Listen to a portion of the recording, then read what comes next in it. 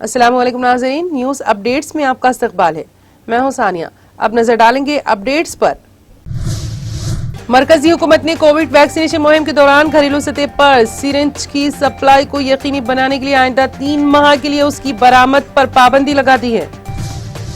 कश्मीर में हिंदू अक़लियतों के आए दिन कत्ल के मामलात पर हफ्ते को सुप्रीम कोर्ट से अज़-खुद नोटिस लेने की अपील की गई।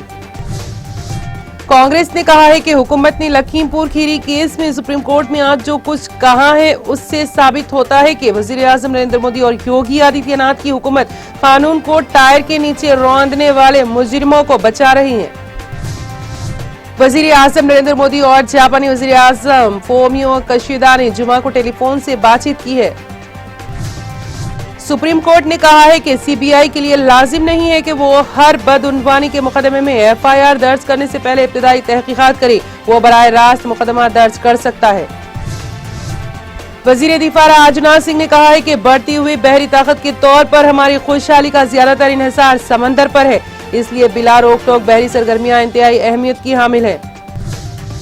साबिक वज़ीर आला महबूबा मुफ्ती का कहना है कि अनंतनाग के नजदीक एक नाके पर सिक्योरिटी फोर्सेस एहलकारों के हाथों हलाक होने वाले एक मजदूर के घर जाने से रोकने के लिए मुझे हफ्ते के रोज एक बार फिर खाना नजरबंद रखा गया।